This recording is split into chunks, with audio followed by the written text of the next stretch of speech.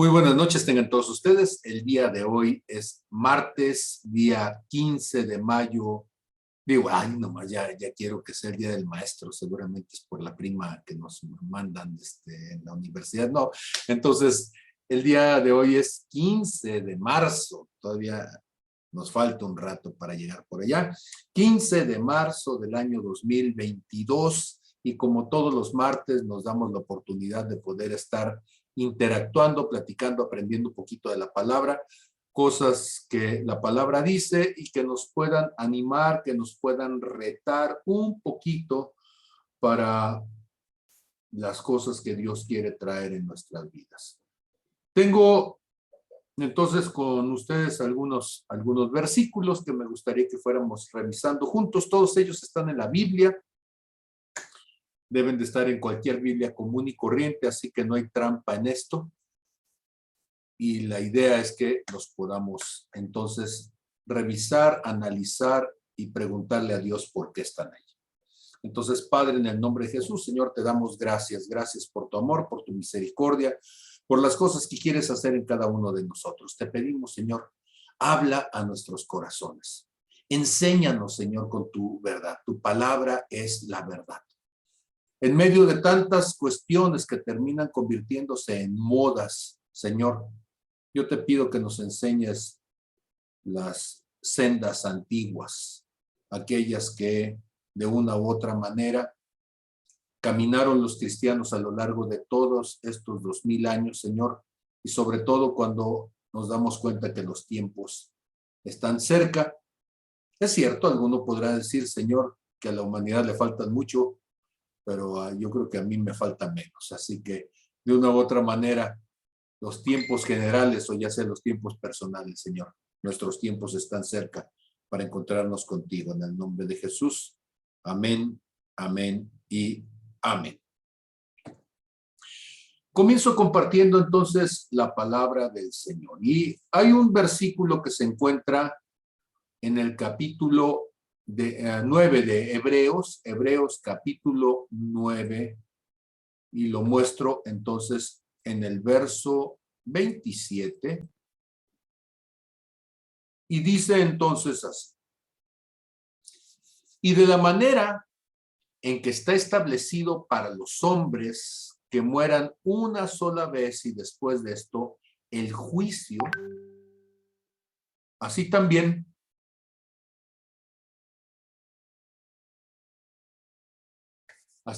dice, Cristo fue ofrecido una sola vez para llevar los pecados de muchos y aparecerá por segunda vez sin relación con el pecado para salvar a los que le esperan.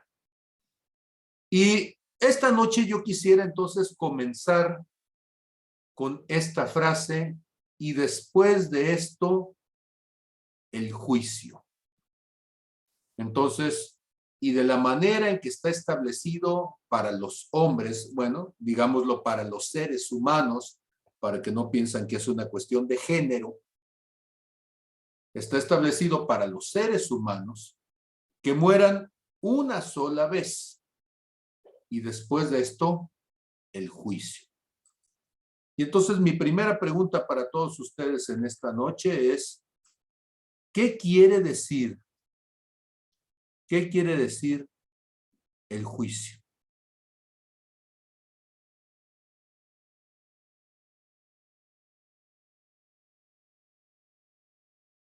¿Qué quiere decir el juicio?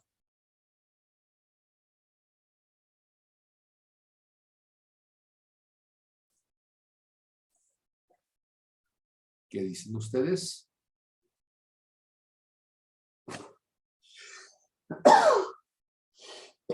Perdón. A ver, opiniones. ¿Qué quiere decir el juicio? Porque esa es una promesa de parte de Dios para cada uno de ustedes y mía también. De la manera en que está establecido, dice que todos los seres humanos mueran una sola vez. Entonces, bueno, si el Señor te resucita, entonces no te moriste, ¿verdad? Entonces estuviste en los umbrales de la muerte. El Señor te regresa y dice, sí, pero todavía te falta la de veras, ¿sí? En el momento en que ya no puedas resucitar, y después de esto el juicio.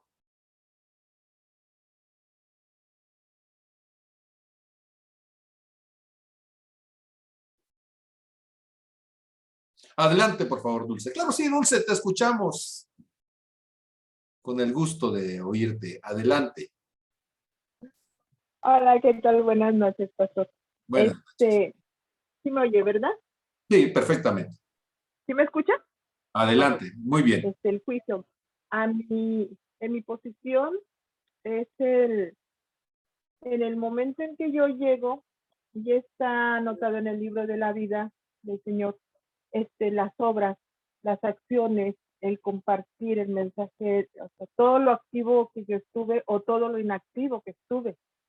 Entonces, en base a eso va a ser mi recompensa o mi castigo, Ajá. porque pues no es blanco o es negro, Dios no tiene gris. Tengo bien entendido eso. Muy bien. Entonces, el juicio es, vas a llegar y Dios dice, va a tener escrito en el libro de la vida todas las cosas que hiciste, las que no hiciste, las buenas, las malas. Y en ese momento, entonces, Cuello a la dulce. muy bien, muy bien. Voy a dejarle pausa el comentario para pedir dos, tres opiniones más. ¿Sí? Entonces, ya está la opinión de Dulce, ¿qué entiende por juicio? ¿Sí? Viene Lore, ¿qué entiende Lore por juicio? Adelante, Lore.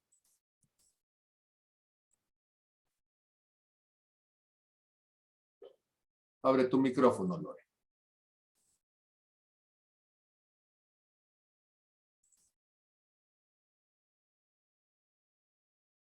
Lore.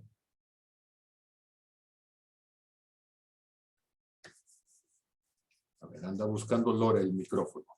Ya. Muy Sí, bien, adelante, Lore. ya entré. Ok, yo creo que el juicio es para, una parte en Apocalipsis creo que dice que el Señor vendrá acompañado de su iglesia para eso. Yo creo que el juicio es para los no creyentes, para los que no vivieron de acuerdo a su voluntad. Bueno, eso creo yo. Entonces, como tú sí crees, entonces dices, a mí no me toca el juicio, le toca a los que no creyeron, ¿sí? Y mejor me porto bien. Bueno, yo me fío a su infinita misericordia y me agarro del apóstol Pablo, de los gentiles y de su amor y su gracia, y bueno, trato de echarlos aquí, pero sé que por su gracia, por su misericordia, estoy aquí. Porque he creído, por fe, por obra no. Y creo que no me tocará juicio, pienso. Ok, muy bien. Entonces, Lore nos aporta, hay una distinción entonces en este asunto del juicio y habrá algunos a los que serán juzgados y otros que no. Dice ella, yo me porto bien, entonces a mí no me tocará. Decía Dulce, pues ahí están escritas todas las obras en el libro de la vida, estarán escritos los nombres de cada uno y bueno, pues entonces habrá por allí algo que hacer. A ver, entonces, gracias, Lore. ¿Alguien más? ¿Alguien más que...? A ver, adelante, Lupita. Buenas noches. Buenas noches. Yo pienso que el juicio es para todos. Ajá. Y el juicio viene cuando ya cuando ya no vamos de este mundo, pues ya morimos y ya vamos a la presencia de Dios, y es allá donde Él nos va a juzgar de todas las obras que hicimos, ya sean buenas o sean malas. Ajá. Eso creo yo. Muy bien. Entonces, aquí tenemos tres opiniones, todavía nos queda espacio para alguna más, ¿sí? Entonces, haga su doctrina favorita, a ver qué piensa. No, vamos a ver qué es lo que dice la palabra, ¿verdad? Por supuesto, pero es importantísimo partir de lo que hemos entendido, de lo que nos han enseñado, de lo que hemos creído, de lo que hemos pensado. Muy bien. Entonces, ¿alguien más? Yo, pa. Adelante, Manuel. Juicio me suena a enjuiciar, y enjuiciar es determinar si una persona es inocente o culpable. Ujú. En este caso es determinar si vamos a ser justificados o no ante Dios. Para mí eso me suena al juicio. Ok. Qué bueno que participaste, porque aquí tenemos un abogado. Y entonces la palabra juicio es un término jurídico. ¿Estarías de acuerdo, Manuel? Sí, ¿Sí? Entonces, como término jurídico implica un proceso. Hay todo una forma de hacer las cosas, una metodología para hacer las cosas. Y eso también implica que no cualquiera podría hacer un juicio desde el punto de vista jurídico. Esto es, el Pablo Cancino no se puede parar y decir que alguien es culpable o no, porque no tiene esa figura jurídica. ¿Quién puede juzgar jurídicamente, Manuel? el juez, ¿Y alguien más? en base a la ley. El juez en base a la ley, ¿sí? ¿Los Y, abogados pueden juzgar? bueno, pues también se determina si una persona es inocente o no, pero ya ahí no sería ético defender a un culpable. Sí, pero a lo que voy es a esto. El abogado podría intentar defender a alguien, ¿sí? Cumplir con una función de defensa de los intereses de alguna de las partes, pero eso no le permite juzgar. ¿Estamos de acuerdo en eso? O sea, Sí, quien tiene la figura legal, la responsabilidad legal de juzgar, entonces sería un juez, desde el punto de vista jurídico. ¿Vamos bien? ¿Todo el mundo? sí. Entonces, la gente dice, no seas juicioso. Bueno, pues tú puedes ser juicioso, criticón, pero eso no te vuelve juez. Juicio, entonces, es una palabra que está circunscrita, en este caso, en términos jurídicos. Sigo insistiendo en eso, porque aquí va a ser muy, muy importante crear ese ambiente. Y entonces, la primera cosa que debemos decir es que las palabras tienen su origen en cosas curiosas. Y la palabra juicio en el griego, yo sé que luego van a decir que el pastor siempre se está yendo al griego. Si el libro de Hebreos estuviera escrito en suajili, yo diría en el suajili original, ¿sí? Pero bueno, seamos honestos. El libro de los Hebreos, aunque fue escrito a los hebreos, a nosotros nos llega en griego. El Nuevo Testamento fue escrito en griego. ¿Sí? Y para todos los que tienen pretensiones hebraicas, lo cual es muy bueno estudiar el hebreo, sobre todo si de vez en cuando leen el Antiguo Testamento, pero estas palabras de Apocalipsis, insisto, están en griego. ¿Por qué entonces el señalamiento? Porque la palabra juicio en griego es la palabra crisis. Ah, qué caray, qué palabra tan incómoda, ¿verdad? Porque está diciendo, es necesario que los seres humanos mueran una sola vez y después de esto, en español diríamos, la crisis. Un juicio es una crisis. Y si ahora les dijera, díganme qué entienden por crisis, se parecería su definición a lo que es la palabra juicio en español.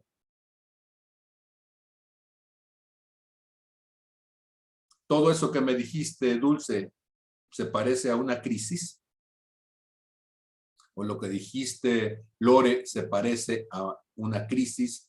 O Emanuel, desde lo jurídico, ahora crisis suena Sí, en el contexto. Escuché una voz, pero no supe de quién. sí, yo, Lore. Adelante, Lore. Sí, sí se parece a una crisis porque realmente el único, bueno, si estamos hablando de Dios, el único que va a juzgar es Jesucristo ahorita. Y en este tiempo nadie, ni siquiera nos está juzgando. Estamos en un tiempo de gracia, de mucho amor, pero sí va a haber un tiempo de juicio. Y el único que puede juzgar aquí es Jesús. Nosotros no tenemos derecho. Bueno, sí podemos hacerlo, pero no debemos, no nos conviene, nos iría muy mal. Sí, legalmente no tenemos esa figura, ¿sí? O sea, podemos decir, ay, yo creo que tú te vas a ir al infierno y resulta que, curiosamente, quizá el que está en riesgo seas tú mismo, ¿no? Ok, la palabra crisis, entonces, tiene un sentido diferente en nuestro idioma que cuando hablamos de la palabra juicio. La palabra crisis la gente la entiende como un momento incómodo, adverso, problemático. Pero otra vez, las palabras tienen un sentido diferente. En el griego, la palabra crisis es la palabra para nosotros decisión. Entonces, ¿qué significa crisis? Significa decisión. Un juicio, entonces, es una decisión. Cada persona, cada ser humano, al momento de que llegue el día de tu muerte y ser presentado delante de Dios, habrá una decisión que Dios tendrá que tomar con cada uno de nosotros. Bueno, preguntémosle a la palabra misma a qué se refiere cuando decimos todas estas cosas. En Mateo capítulo 25, a partir del verso 31, van a encontrar ustedes un pasaje que es muy claro. Está subtitulado en el español, en la Reina Valera, como el juicio final. Y una vez más, después de esto, el juicio, decíamos allá en Hebreos 9:27, y en Mateo 25:31 dice, cuando el Hijo del Hombre venga, cuando el Hijo del Hombre venga en su gloria y todos los santos ángeles con él, entonces se sentará en su trono de gloria. Noten ustedes que aquí está hablando de un asunto de dignidad, de autoridad, de una investidura que le permite cumplir con esa función. Entonces se sentará en él. Y para los que piensan que no les va a tocar, ¿sí? Aquí hay una palabra que no nos gusta mucho y es la palabra todos. Entonces, ¿quiénes van a estar delante de él? Todos. No hay aquí oportunidad de decir no pude ir, ese día tenía COVID. No hay oportunidad de decir yo tengo inmunidad diplomática. Serán reunidas delante de él todas las naciones. Y aquí viene la palabra decisión, porque decisión es esto que él va a hacer. Apartará a los unos y a los otros. Apartará los unos de los otros, como aparta el pastor las ovejas de los cabritos. Yo sé que cuando uno lee esto en el español bíblico, pues suena a animalitos y suena bien, pero precisamente de este pasaje es que popularmente se tomó la imagen para hablar de una persona que es necia, es ruda con sus palabras, es soez en su comportamiento, para hacerlo semejante al macho cabrío, ¿sí? En superlativo. Y así le dice la gente en el rancho a alguien que es caramba, ¿sí? No se le dice, eres una ovejita. Se le dice, eres un macho cabrío grandote, ¿sí? Y la Biblia entonces nos hace saber que el Señor Jesús, en esta autoridad de poder hacer crisis, pondrá a las ovejas a su derecha Recuerden ustedes que bíblicamente la mano derecha es la diestra de la autoridad, la diestra del poder, la diestra de la confianza. Y no es que Dios tenga algo contra los zurdos, pero a la izquierda va a poner a los cabritos. Ok, aquí voy a tomar una pequeña pausa. Primera cosa, la palabra crisis, entonces, ¿qué significa? Decisión. ¿Decisión de parte de quién? Decisión de Dios. Por eso, cuando nosotros estamos traduciéndola en el contexto y decimos juicio, un juicio es una decisión. El juez tiene que tomar una decisión de acuerdo a los hechos, de acuerdo a los actos cometidos, de acuerdo a los criterios de lo que la ley le permita establecer. Él tiene que tomar una decisión y la decisión será si es considerado culpable de la transgresión de la ley o es considerado inocente. Eso es lo que un juez tendría que hacer. Un juez no va a determinar me cae bien o me cae mal, es de mi agrado o es de mi desagrado. Eso es irrelevante para la figura de un juez. Él tiene que determinar la tal persona es culpable de transgresión a la ley o es inocente. Si es culpable, ¿hay alguna atenuante sobre su conducta, sobre su decisión? ¿O no la hay? ¿O hay agravantes? Cuando nosotros estamos pensando entonces en el Señor Jesús,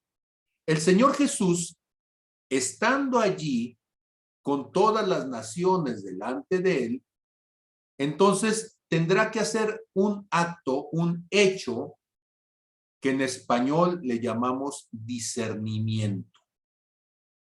Discernir significa distinguir.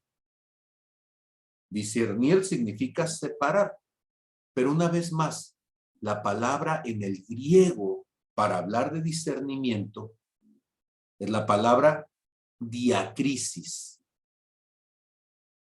Entonces, crisis ya dijimos que es decisión, es elección, ¿sí? Día, como la palabra diámetro, que es a través de la medida, a través del círculo, ¿sí? Día a través, por medio de una decisión. Entonces, la palabra discernimiento es separar por medio de una decisión. Y él tendrá que discernir cuáles son entonces los que a su juicio deberían de estar con él. Y por eso dice entonces, ¿sí?, que pone a las ovejas a la derecha, a los cabritos a la izquierda. Entonces el rey, está hablando de Jesús, dirá a los de su derecha, vengan benditos de mi Padre, hereden el reino preparado para ustedes desde la fundación del mundo. Porque tuve hambre y me dieron de comer, tuve sed y me dieron de beber. Fui forastero y me recogieron, estuve desnudo y me cubrieron, enfermo y me visitaron, en la cárcel y vinieron a mí. Y entonces los justos, note que ya no les llamó cabritos, ya no les llamó ovejas, borreguitos, nos dice su condición espiritual. Deja de hablar en la parábola, en la metáfora, y nos dice, a esto les llama los justos. Y ellos le responderán diciendo, Señor, ¿cuándo te vimos hambriento y te sustentamos? ¿O sediento y te dimos de beber? ¿Cuándo te vimos forastero y te recogimos? ¿O desnudo y te cubrimos? ¿O cuándo te vimos enfermo o en la cárcel y vinimos a ti? Y respondiendo el rey les dirá, de cierto, les digo que cuando lo hicieron a uno de estos mis hermanos más pequeños, a mí me lo hicieron. Y entonces dirá también a los de la izquierda. A unos les dicen acérquense y a otros les dice apártense. A unos les dijo benditos de mi Padre y a otros les dice malditos. Entonces apártense de mí, malditos. al fuego eterno preparado para el diablo y sus ángeles. Algunos entonces les está dando a los justos, les está dando las bendiciones, la herencia preparada para ellos desde el inicio de los tiempos, y a los otros les está dando el fuego eterno preparado para el diablo y sus ángeles. Pero ojo, dice el Señor Jesús, este era para el diablo y sus ángeles, pero ustedes se hicieron equipo con él y ahora están en la misma condición. Porque tuve hambre y no me dieron de comer, tuve sed y no me dieron de beber, fui forastero y no me recogieron, estuve desnudo y no me cubrieron, enfermo y en la cárcel y no me visitaron. Entonces ellos, sí, también ellos le responderán diciendo, Señor, ¿cuándo te vimos hambriento y sediento, forastero, desnudo, enfermo en la cárcel y no te servimos? Y entonces el rey, el Señor Jesús, le responderá diciendo, de cierto les digo que en cuanto no lo hicieron a uno de estos más pequeños, tampoco a mí lo hicieron, ¿sí? E irán estos, o sea, los cabritos, los necios, los enemigos de Dios, irán al castigo eterno y los justos a la vida eterna.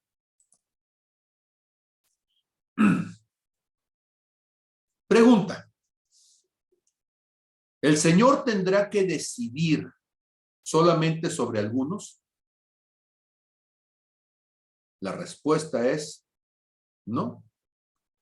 Él tiene que discernir, tiene que separar.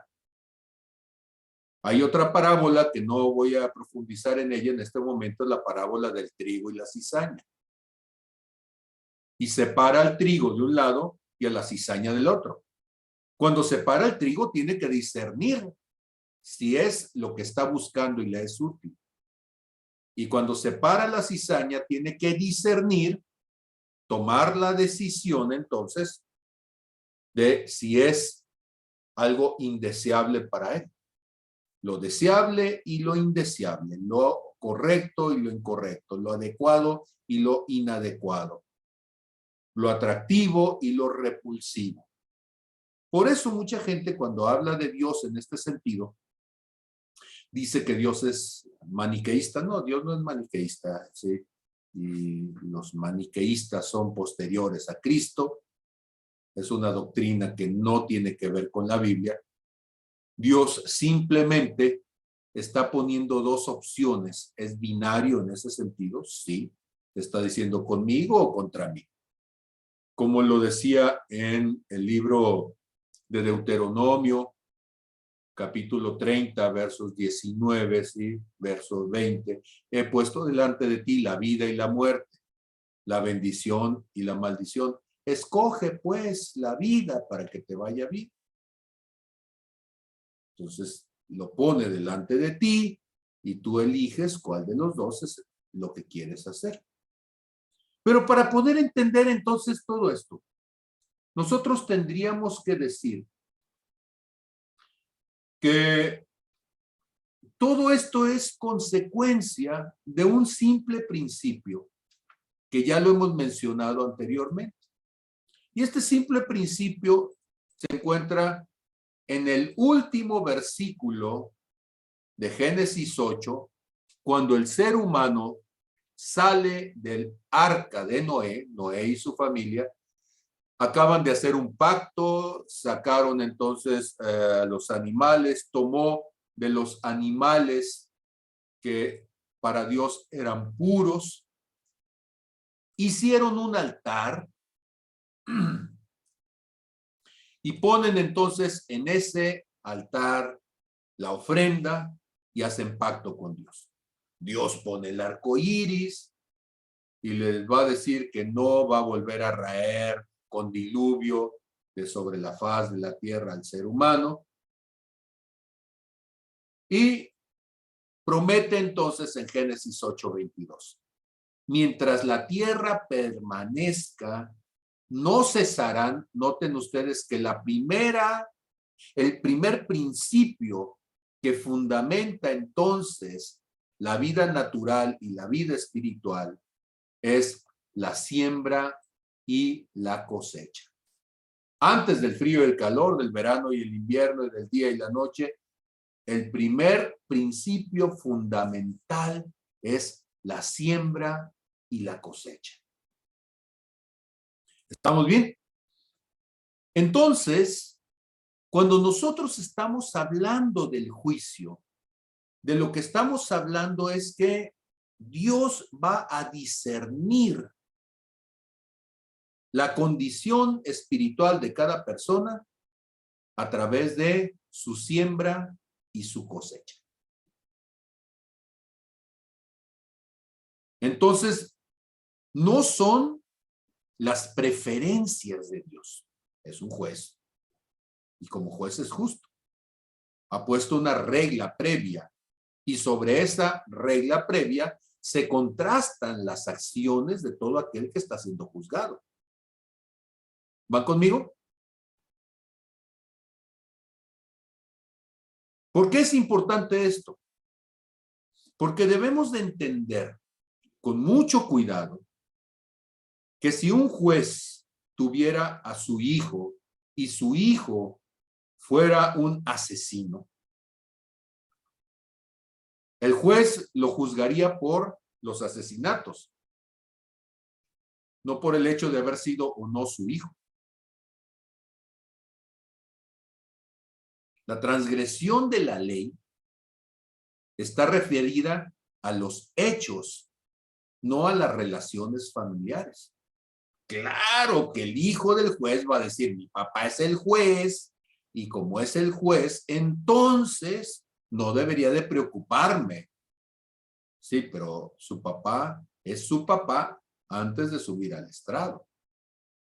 En el momento en el que sube al estrado, adopta la dignidad de juez y como juez juzga conforme a la justicia, y si él es un juez justo, se va entonces a basar en la legalidad de los hechos o en la ilegalidad para emitir su juicio, esto es, la decisión de cuál es el destino que debe de tener la persona que ha sido juzgada. ¿Hasta allí cómo vamos? ¿Por qué es importante decir esto? Bueno, pues porque si Dios es un Dios justo, pues nosotros tenemos que verlo como un Dios justo. Sé que es una doctrina incómoda, porque la doctrina del Pirurris, no sé si se acuerdan de este personaje que hacía Luis de Alba, que decía, es que mi papi, o sea, y entonces se podía evadir las reglas, las leyes, podía hacerse cualquier cosa porque su papi, en este personaje, se suponía que tenía el dinero, el poder, ¿sí? Y la iglesia está muy corrompida, porque muchas de las actitudes que tenemos, en lugar de ser de hijos responsables, es de pirurris, donde no nos damos cuenta que metemos en un aprieto al buen Padre Dios, que trata de ser un juez justo.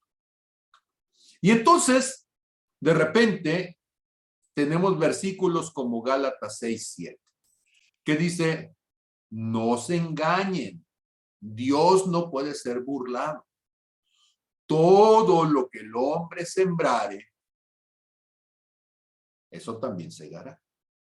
Porque el que siembra para su carne, de la carne segará corrupción, mas el que siembra para el espíritu, del espíritu segará vida eterna. Y entonces nosotros decimos que somos espirituales, pero nuestras intenciones son carnales, nuestros actos son carnales, nuestra conducta es carnal, y entonces la supuesta espiritualidad solamente es una máscara de autoengaño que se ha fortalecido en el cuerpo de Cristo. ¿Cómo vamos hasta allí? Vamos suficientemente incómodos como para ir dándonos cuenta que esto es serio, es un asunto serio. En Lucas capítulo 6, versos 38.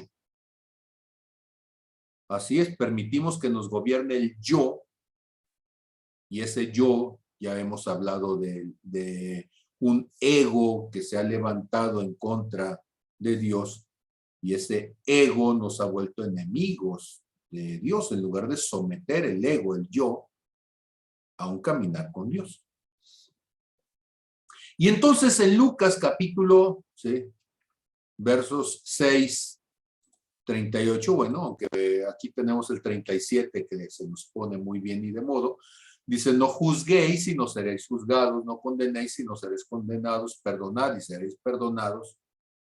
Hablando del sembrar y cosechar, ¿verdad? Dad y se os dará, medida buena, apretada, remecida y rebosante, darán en su regazo, porque con la misma medida con que miden, les volverán a medir. Y entonces eso nos pone en un apuro mucho mayor, porque resulta que nosotros establecemos las condiciones aún de nuestro propio juicio.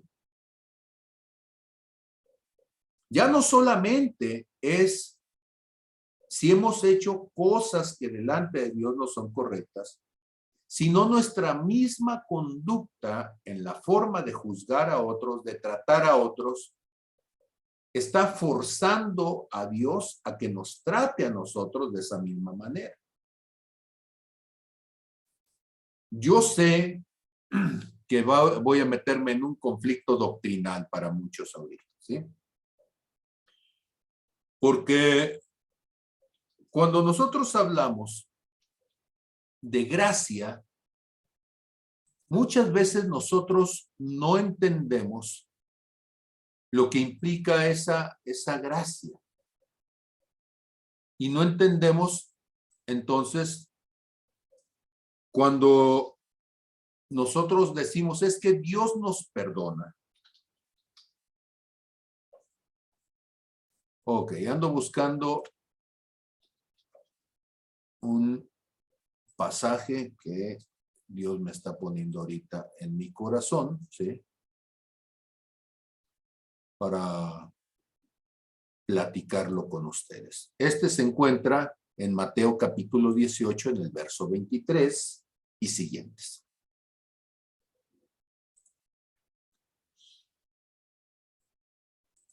Un espíritu perdonador, como nos dice Dulce, ¿sí?, demuestra que ha recibido el perdón de Dios, que lo ha entendido más que recibido, porque ahorita vamos a ver que alguien recibió el perdón, pero no entendió el perdón de Dios. Dice: por lo cual el reino de los cielos es semejante a un rey que quiso hacer cuentas con sus siervos.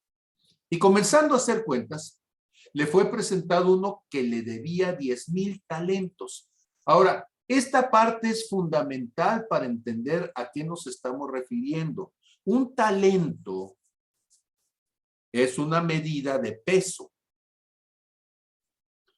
Y para los hebreos, en las pesas y medidas del Antiguo Testamento, un talento equivalía aproximadamente a 33 kilos, así lo ponen los historiadores. Si usted quiere y se le hace mucho, póngale 30, está bien, ¿sí?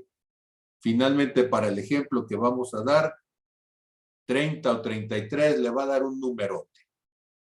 Porque además estamos hablando de que esos talentos que estamos comentando son talentos de oro.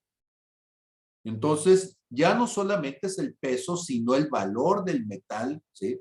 Entonces, si lo ponemos en días actuales, ¿sí?, imagínese usted una persona que le debe entonces 10,000 talentos, dijimos a 30 kilogramos el talento, entonces serían 30,000 kilogramos. 1,000 es una tonelada.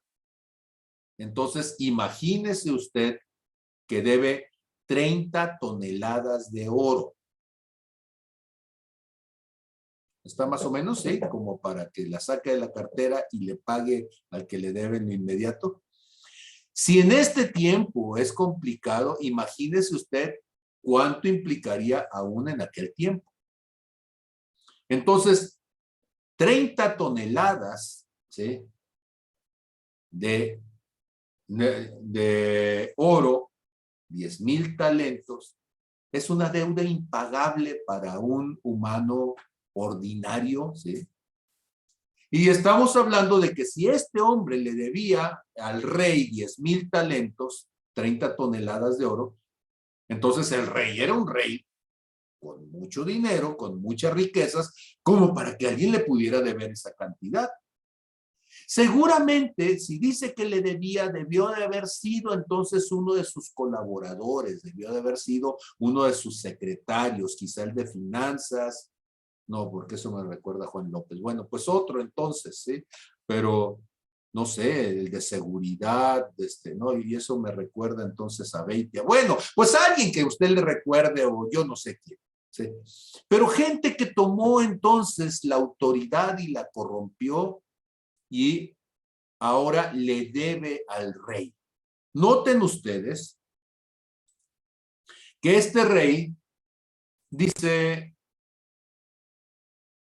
y comenzando a hacer cuentas, le fue presentado uno que le debía 10,000 talentos, ya dijimos que son 30 toneladas de oro, 33 toneladas de oro, si lo pone el talento a 33 kilos por talento.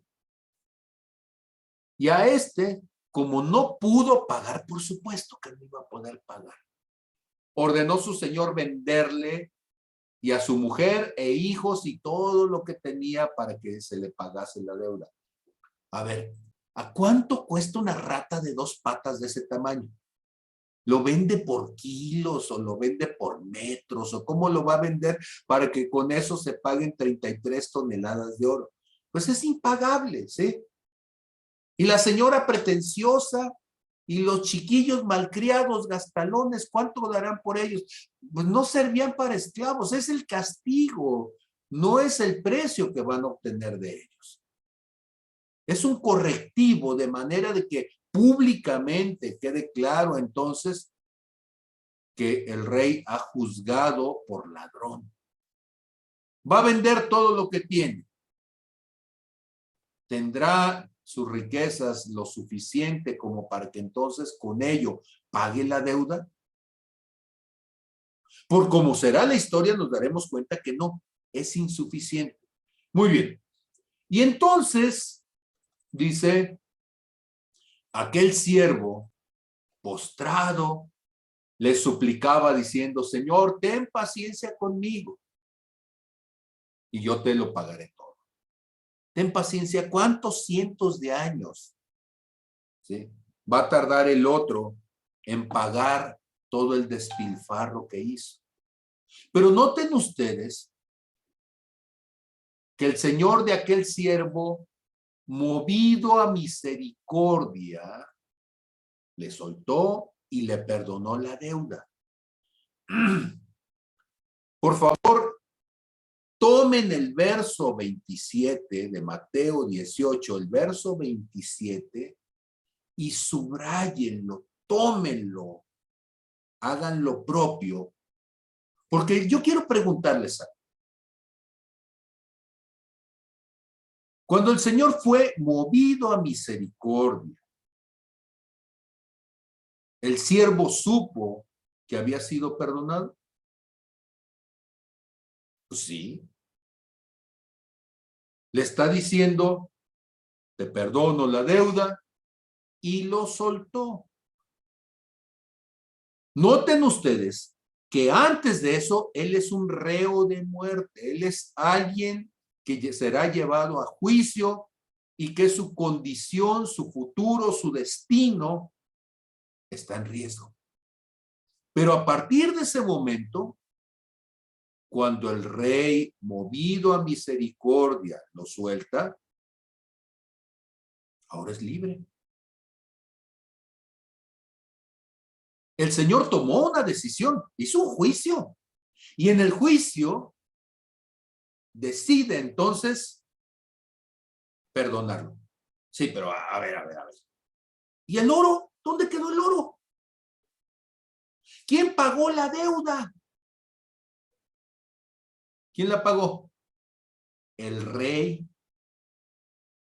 Porque él, al momento de que está diciendo, me debía 10,000 talentos, le está diciendo, te perdono. Ahora el que está llevando las cuentas en el tesoro real tiene que decir 10,000 talentos que el rey le perdonó, ¿sí?, a Ratatouille. Y entonces ya las cuentas tienen que quedar parejas. Ahora sí, en el corte de caja ya no van a decir faltaron 10,000 talentos. Van a decir el rey pagó de su propia riqueza, accedió a perder esos 10,000 talentos en favor de aquel. ¿Estamos bien? ¿Todo el mundo consciente de eso?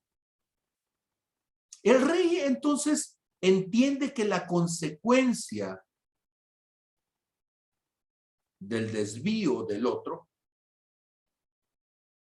no puede ser remediada por el otro, y lo paga él. Él lo entiende, asume la consecuencia, pero el otro no lo entiende y no lo asume. ¿Por qué digo que no lo asume? Porque dice el verso 28, pero saliendo aquel siervo, halló a uno de sus consiervos que le debía 100 denarios. Un denario es un día de salario, le debía el equivalente a 100 días de salario. Mientras a él le habían perdonado 10,000 talentos, 33 toneladas de oro, este hombre está agarrando a su deudor, lo tiene agarrado del pescuezo, porque dice que lo ahogaba, aquí, ¿sí? Van a decir, no dice que lo tenía agarrado del pescuezo, no, pero dice que lo estaba ahogando, y la única manera en que lo esté ahogando, pues es que le esté causando, entonces que no pueda respirar, y eso seguramente es a nivel del pescuezo. Si tú le aprietas un dedo a alguien, no se está ahogando, ¿sí? Y entonces lo está apretando, lo está asfixiando, está poniendo en riesgo su vida y le está diciendo, págame lo que me debes. Entonces aquel consiervo, ¿sí?, postrándose a sus pies, noten que está haciendo lo mismo que hizo, ¿sí?, Ratatouille, y le rogaba diciendo, ten paciencia conmigo y te lo pagaré todo. Esa deuda sí es una deuda pagable, la del otro no. Sin embargo, este no quiso, y fue, entonces, comienza un juicio, lo echa en la cárcel hasta que pague la deuda que tiene con él. Pregunta, ¿tenía derecho? Sí, sí tenía derecho, porque el otro le debía, porque hay una ley que decía que si el otro no le había pagado, él tenía derecho de llevarlo, presentarlo ante el juez y decir, me debe, ¿sí? ¿Era su derecho? Sí, sí era su derecho. Pero el asunto es que él previamente había sido perdonado por una deuda mayor. Y entonces, viéndolo sus consiervos, ¿sí?, y viendo lo que pasaba, se entristecieron mucho. Y bueno, yo creo que se enojaron también, ¿sí?, porque la tristeza, pues se podrían haber puesto a llorar, pero van y le dicen al Señor lo que había sucedido. Y entonces el rey, llamándole su Señor, le dijo, siervo malvado. Noten ustedes, ¿sí?, aquí lo que acaba de hacer es maldecirlo. En este momento acaba de tomar una decisión. ¿Se acuerdan que dijimos que juicio es tomar una decisión? Y la decisión significa establecer un valor moral. Eres un malvado, eres un perverso. Y en ese momento que le está diciendo eres un malvado, eres un perverso, significa que las consecuencias de ese acto van a ser peores que el desfalco de las 33 toneladas de oro de los 10,000 talentos. Porque, ojo, ya aquella deuda ya había sido perdonada. Y él, cuando le dijo, estuvo dispuesto a perdonarle, pero dice, toda aquella deuda te perdoné porque me rogaste. ¿No debías tú también tener misericordia de tu consiervo como yo tuve misericordia de ti? A ver. ¿Logran identificar ustedes aquí la ley de la siembra y la cosecha? ¿Logran identificar ustedes aquí Gálatas 6:7? No se engañen, Dios no puede ser burlado. Todo lo que el hombre siembre, eso mismo cosechará. Lucas 6:38, dad y se os dará, medida buena, apretada, remecida y rebosante será puesta en tu regazo, porque con la misma medida con la que tú midas, te volverán a medir. Y entonces su señor, enojado, le entregó a los verdugos hasta que pagase todo lo que debía. ¿Cuándo le iba a pagar? Nunca. Nunca. Si libre no podía pagarlo, encerrado allí, nunca. Y entonces la gente dice, es que por la misericordia de Dios, sí, por la misericordia de Dios, la deuda le había sido perdonada. La salvación se puede perder. Y yo digo, bueno, pues no sé usted, ¿verdad? Yo no quiero perder la mía. Pero este hombre perdió el perdón que había recibido. La deuda que le había sido cancelada por su actitud se volvió reprobable delante del Señor de todas las cosas. Y alguien diría, es que era cualquier cosa. Pues eso es lo peor, que era cualquier pequeñez, era cualquier insignificancia. Ahora, yo no sé si usted lo ha pensado. El apóstol Pablo lo decía de esta manera, ¿sí? A judíos y a griegos soy deudor. ¿Sí? ¿Qué significa ser deudor?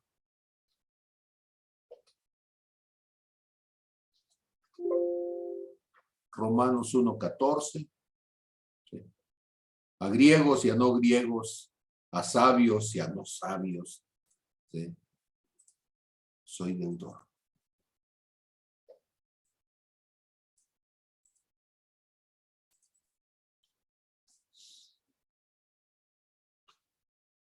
Significa que yo entiendo que lo que Dios me perdonó a mí me pone en una condición de retribución. Y esa condición de retribución puede hacer que el juicio que Dios ha decidido perdonarme en la sangre de Cristo, diga el Señor, no entendiste misericordia. Porque debes dar de gracia lo que de gracia has recibido. Debes demostrar al otro la misma misericordia que yo te he mostrado a ti.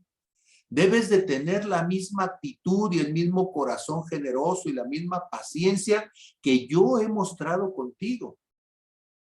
Quiero que noten ustedes qué complicado es, porque yo tengo que tratar al otro como Dios me trató a mí. Ese es el referente. Y muchas veces nosotros, en un cristianismo inmaduro, nos justificamos con la actitud del otro y decimos, es que si, pastor, si supieras cómo es el otro, me darías la razón. Y yo digo, no, si supieras cómo es Dios el que te trató a ti y el que te tuvo misericordia a ti, tú cambiarías de actitud. Porque la actitud del otro será causa de que el otro sea juzgado, pero la actitud tuya es la que puede desencadenar que lo que Dios te ha dado en tu necedad lo pierdas. Ok, ¿qué piensan de todo esto?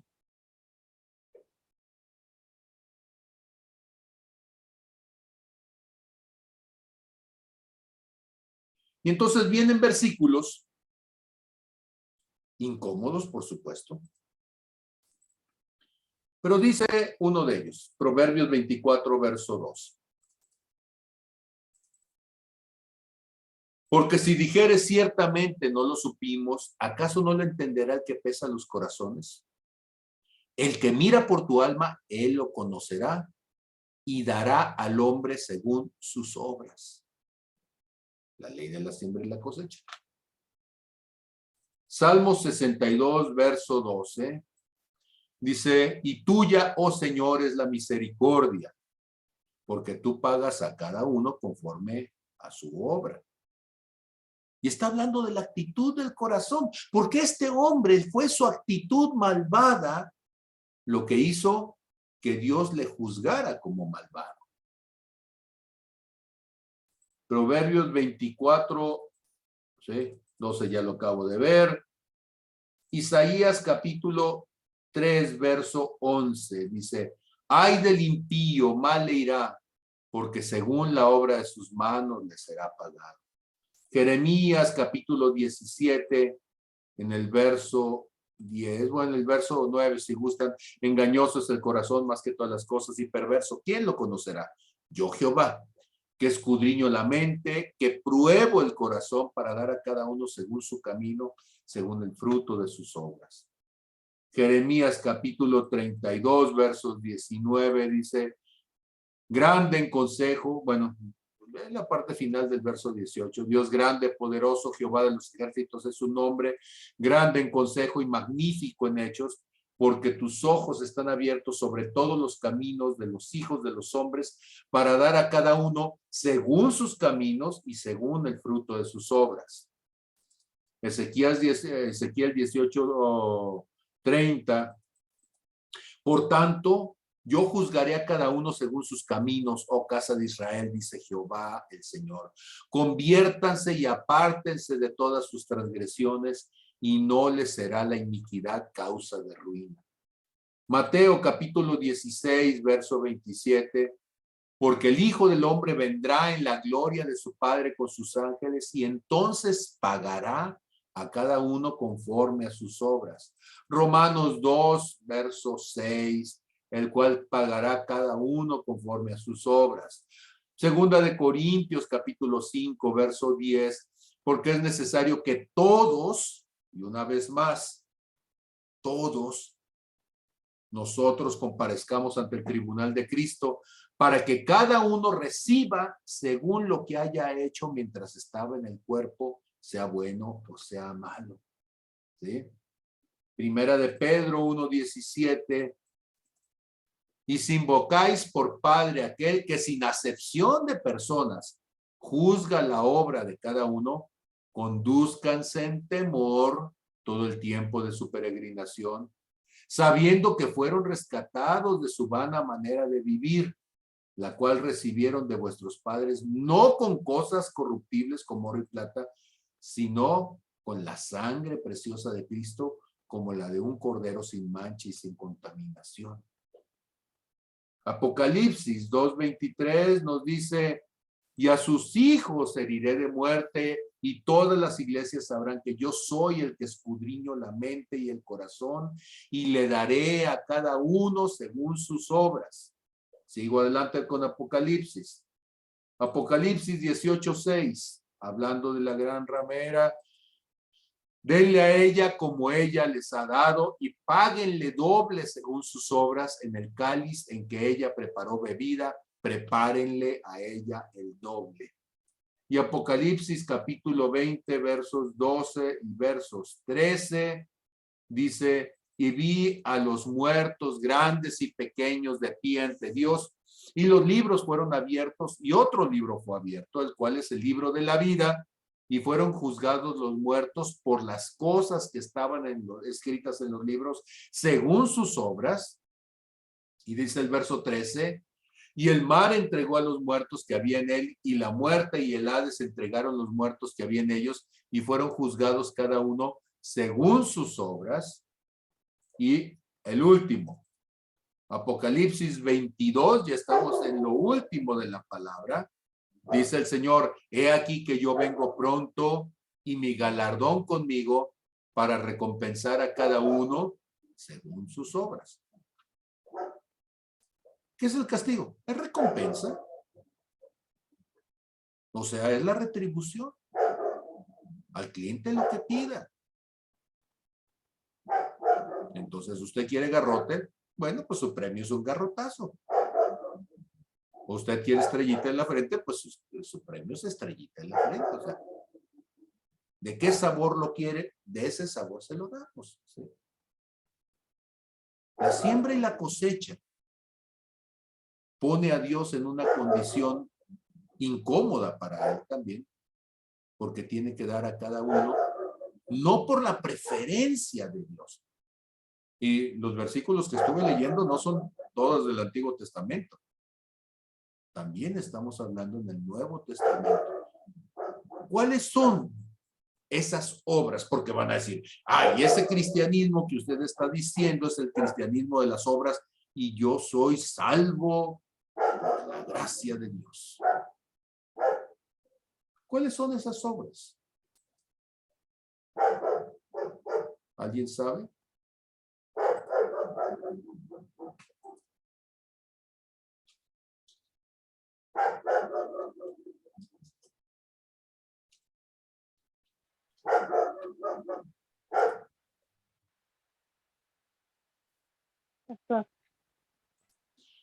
Hechos 26:20. Mi perro está por ahí diciéndome que quiere participar.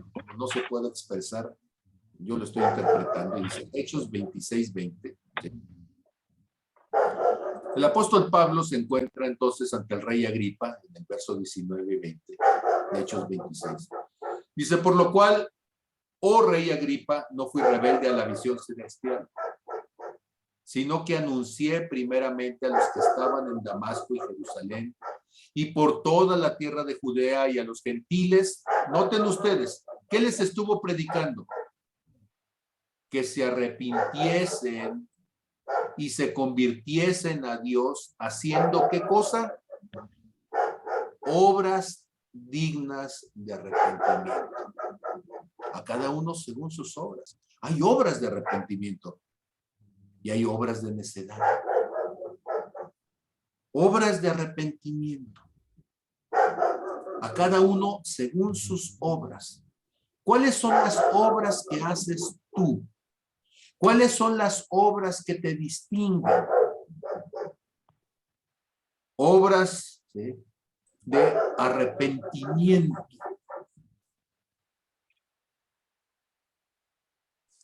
Y van a decir, es que yo hago obras de arrepentimiento. Bueno, voy con el griego.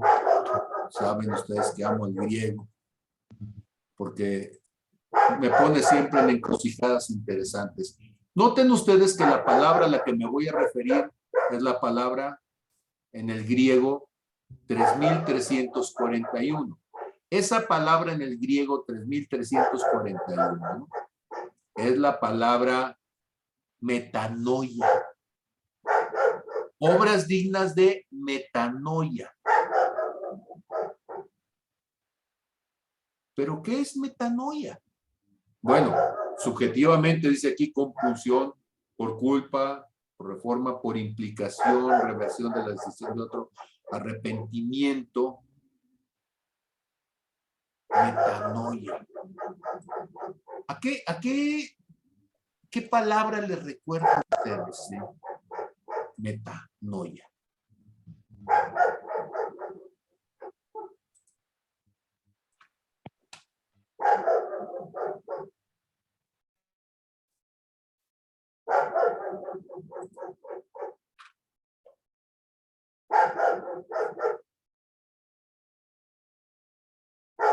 La palabra meta, si ustedes se acuerdan de las carreras, meta es ir a la parte final, hasta lo último, hasta el extremo. Esa es la palabra meta.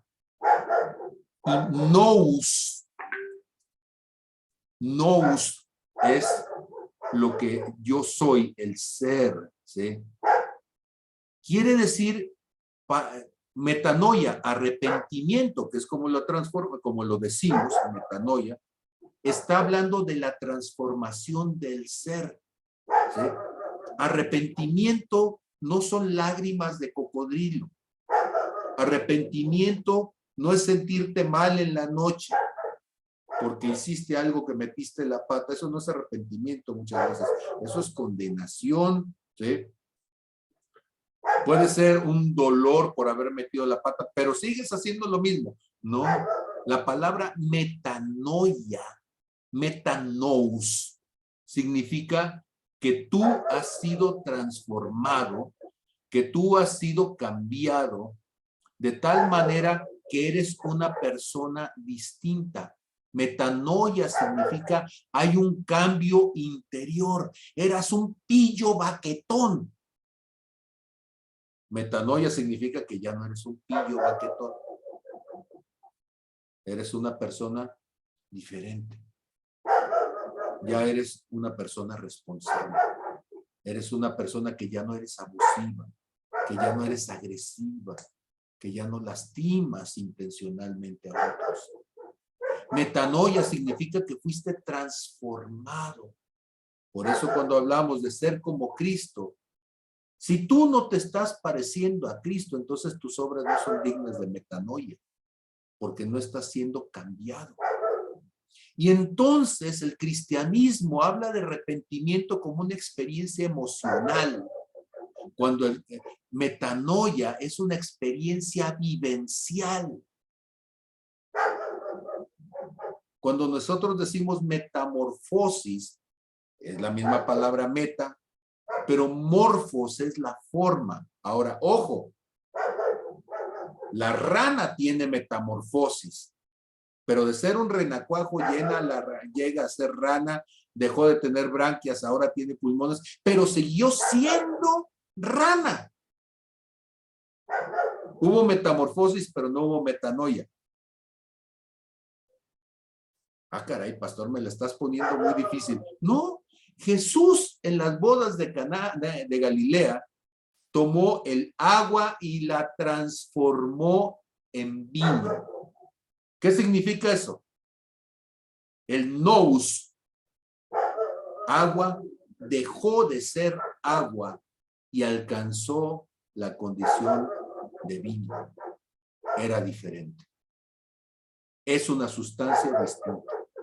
Eso se llama metanoia.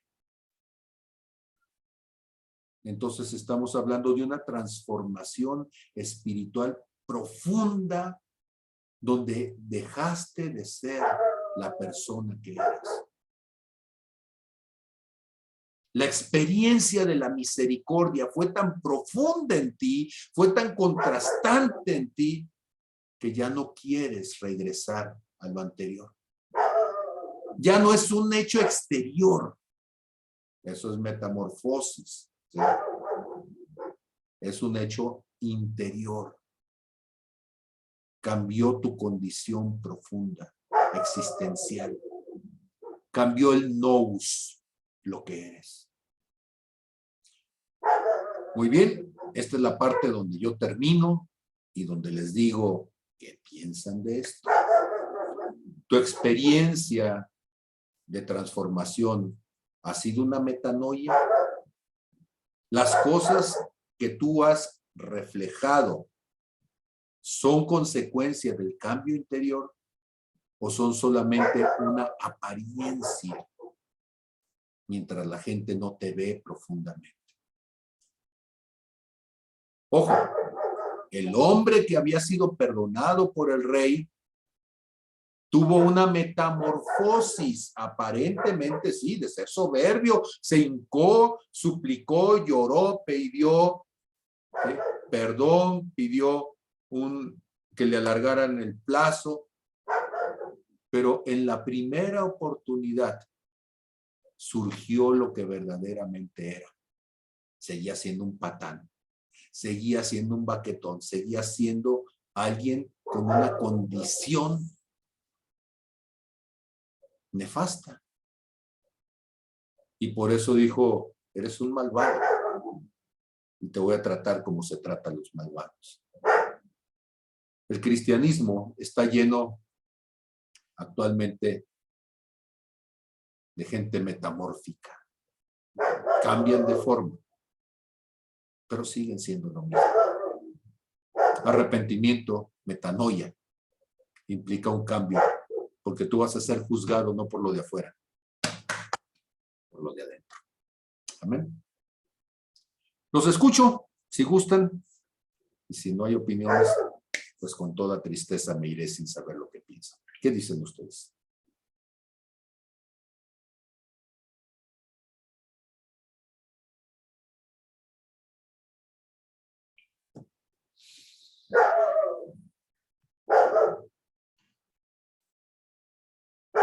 Adelante, Fer. Voy a cerrar aquí mi ventana para escucharte a ti.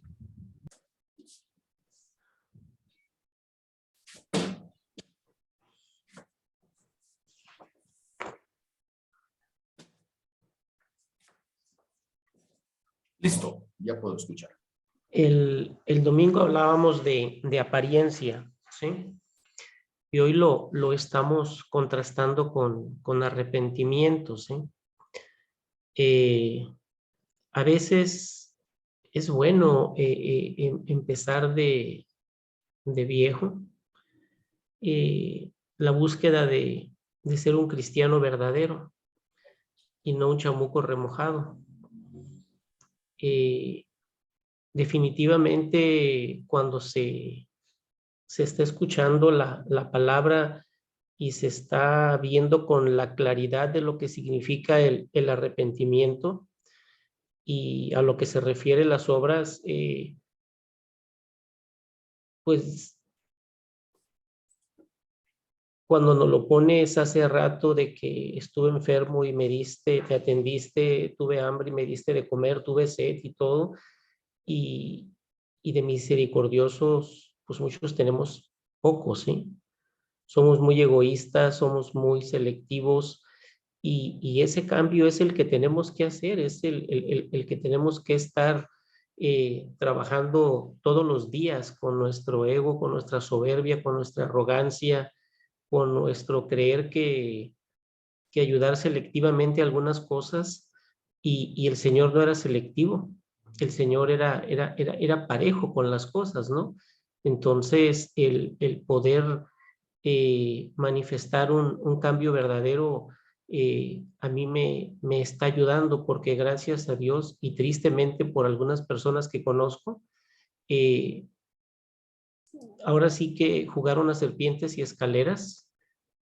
A los que tenemos edad lo entendemos, ¿no? De que van arriba ya a punto de sexto de primaria de cristianismo, y de pronto me los regresan a primero, ¿sí? O de clave 5 me los regresan a claves 1. ¿Qué pasó? Que no lo estuvimos haciendo todos los días, que el cristianismo se practica todos los días para poder hacerlo un hábito y una manera de ser y una forma de ser, y no nada más los domingos ir a calentar banca y poner cara de algo, ¿sí?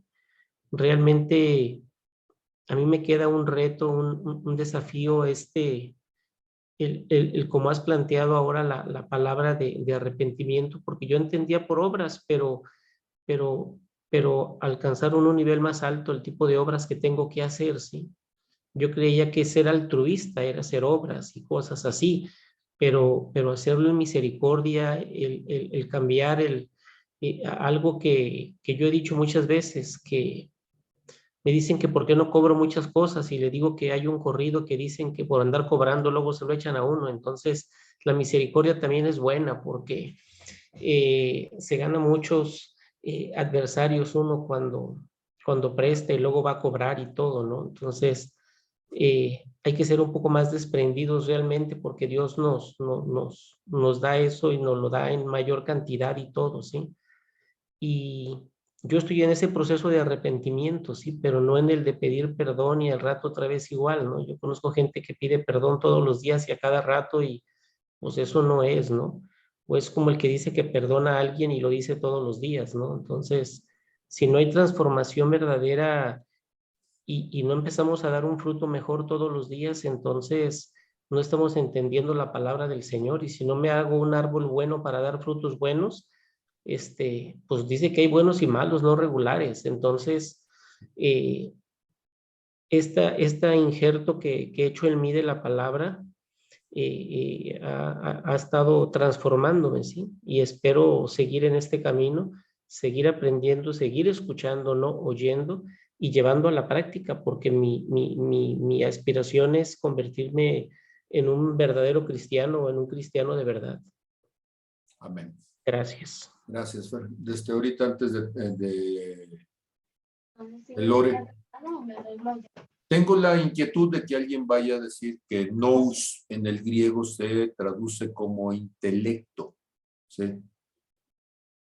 Más profundo que intelecto es espíritu, o sea, la parte del ser más sublime, la parte más divina, ¿sí? Lo más elevado del ser humano, lo más elevado del alma, ¿sí? Por eso estoy hablando del ser, del nous así, como lo más sublime. Entonces, metanoia es llegar a ser la criatura espiritual. Lo tengo que traducir en ese contexto para que no sea solamente cambiar de manera de pensar, ¿no? Es cambiar mi condición y transformarme de una persona carnal a una persona espiritual, que está buscando reflejar a Jesús en todas las cosas. Ese es el sentido del nous que estamos dando. Lore, te escuchamos. Muy agradecida por toda la clase, totalmente de acuerdo. Y pues en esa búsqueda, como lo habla el apóstol Pablo en toda la carta a los romanos, muy de acuerdo que estoy en esa postura y muy bendecida con esta clase, muy bendecida, y creo que es para, pues como siempre, para volverla a retomar y retomar y retomar, ¿sí? Porque pues el espíritu, dice, el espíritu busca lo bueno, ¿verdad? Pero siempre orábamos en la tarde, mi hija y yo, Señor, busca, haznos ver aquellos lugares huecos, vacíos, que están dando frutos malos, ¿verdad? Entonces, para llegar a que tu luz llegue a esa parte donde está dando fruto mal en mí, en mi corazón, y poder fluir con su espíritu. Pero su mismo espíritu nos está reflejando cada cosa, un día a la vez, y ahí vamos. Muy agradecida nuevamente con todos mis hermanos, con mi pastor, gracias con el doctor Fernando, que también muy atinadamente estoy de acuerdo con lo que él dice. Amén. Gracias, muchas gracias, Lore. Escuchamos a usuario. A ver, usuario. Ay, soy Miriam Pastor, buenas noches. Muy bien, usuario Miriam. Bueno, a mí me tocó unas partes como muy profundas, muy sensibles de que al inicio, ¿verdad? Cuando uno empieza a ser cristiano, cuando empecé a ser cristiano, había muchas cosas como de qué arrepentirme. Y me arrepentía, y ahorita que dice de metanoia, como me removió muchas cosas. Y también en mi caso, voy a hablar de mí, empiezas a llevar un cristianismo y pasan tiempo y pasan años, y entonces como que te olvidas un poco del arrepentimiento, o como ya te arrepentiste de tantas cosas, ya estás en un camino en Dios, y entonces como que yo ya sentía o estaba sintiendo, entras en una, pues puedo decir como que inconsciencia, porque ahorita las palabras del nous y de la metanoia a mí me lleva a sacudirme y como a mira tu vida profundamente, mira tu vida espiritual profundamente y entonces, ¿de qué tendría que estarme arrepintiendo ahora que dé un fruto de lo que debe ser ahora después de unos años de caminar con Cristo? Porque al principio, pues, hay un fruto de arrepentimiento claro desde el inicio, pero debe de ir cambiando porque vas a más profundidad y yo agradezco estas reflexiones, agradezco lo que han compartido y me lleva como a que piense a más profundidad en este nous que usted nos decía y en esta metanoia de este tiempo y seguir buscando ese fruto de arrepentimiento. Yo doy las gracias y la verdad que fue muy buena para mí la clase. Amén. Gracias.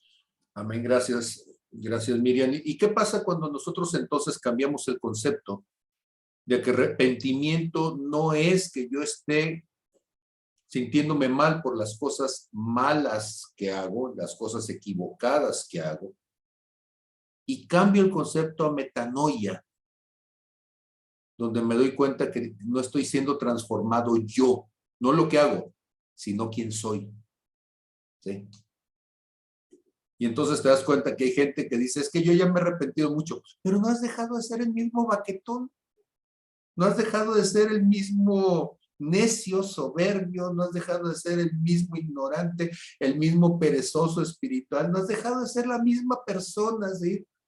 Miserable de cuando empezaste en el cristianismo, o sea, entonces realmente no te has arrepentido de nada, porque no has hecho metanoia, ¿sí? Has hecho, decíamos, una metamorfosis, ¿sí? Te has hecho bola nada más, pero no has sido transformado. Entonces, metanoia, yo quiero que se enamoren de esta palabra, ¿sí? Para que lo veamos así. Querido Fede, te escucho.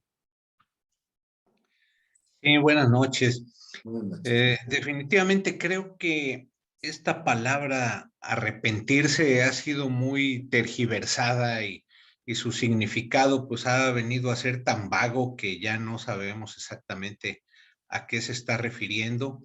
Esta lección del día de hoy creo que nos pone en una perspectiva pues muy diferente de como yo la tenía establecida, el arrepentimiento, y creo que efectivamente nos tiene que llevar a un nivel en donde ese cambio no sea de pensamiento nada más. Alguien decía, son como 3 niveles. El primer nivel, que es el pensamiento, dice, si algo se queda a nivel pensamiento, pues no pasa de ser filosofía. Después, si lo llevamos a la acción, pues empieza a generar conocimiento más acción, empieza a generar una emoción, pero llevarlo más allá es entonces hacerlo parte de nosotros. Dice, un ejemplo que pudiéramos utilizar sería el aprender a manejar. Dice, al principio, pues más o menos te fijas cómo es el asunto, que los cambios de velocidad, cómo son y demás, y pones todo ese conocimiento en acción y empiezas a manejar, pero con la práctica, dice, casi te pasas al asiento del copiloto, ya ni pones casi atención en lo que vas haciendo, ya vas manejando en automático. Entonces sería que esas obras de misericordia pues nos salieran así en automático, que fuera cual fuera la condición en la que estamos sometidos o en la que estamos envueltos, pudiéramos optar siempre por estas obras de arrepentimiento, obras de transformación como nos acabas de dar. Entonces, pues muchas gracias también. También gracias, querido Fede. Entonces, pues hacer metanoia. Sí. Dejemos de ¿Puedo ser opinar? Adelante, Lupita. Buenas noches. Una de las cosas más importantes de esta clase es la palabra que acaba de decir, meta, no sé, algo así. Metanoia. Meta, eso. Es cambio de mente, cambio de corazón y verdaderamente una transformación que venga desde adentro.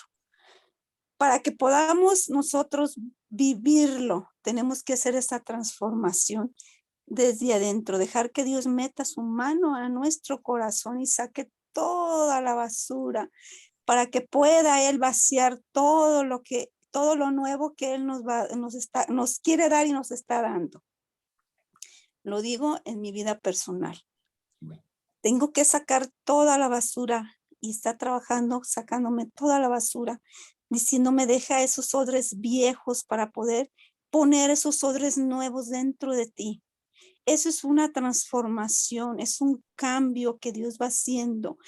Pero ¿cómo lo va haciendo? Con un arrepentimiento genuino, un arrepentimiento verdadero, anhelando con todo tu corazón y apasionándote, queriendo verdaderamente tener ese cambio. Y esas cosas las está haciendo en mi vida personal. Esos cambios desde adentro, esos cambios que yo anhelaba. ¿Por qué lo hago? ¿Por qué lo vuelvo a hacer? Porque no ha habido ese cambio. Entonces desde ahí empieza Dios a trabajar contigo, desde tu corazón, ese cambio de mente y ese cambio de tu corazón, porque todas las cosas están en el corazón y desde ahí es donde Dios quiere trabajar, desde tu corazón, para que puedas ser transformado, para que puedas ser una nueva criatura. Porque dice, las cosas viejas pasaron, he aquí son hechas nuevas en Cristo Jesús. Para que seas esa nueva criatura tiene que haber ese cambio, esa transformación, pero tiene que venir del corazón, desde adentro, de que dejar que Dios meta tu mano, dejar que Dios saque todas esas costras, ese cochambre que hay desde adentro. No hacerlo así superficial, es que yo ya cambié. No, ¿por qué? Porque venimos a ser la misma persona, la misma basura, con las mismas miserias, con las mismas carencias. No, Dios quiere que seamos nuevas criaturas, pero ¿cómo? Con una transformación del corazón.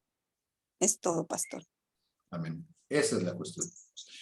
Pues muchísimas gracias por estar tan participativos en esta noche. Les agradezco mucho la interacción y les animo para que veamos entonces el juicio como algo que para Dios es importante. Dios necesita que nosotros estemos en condiciones de entender que la elección se basa en nuestros actos, nuestros frutos.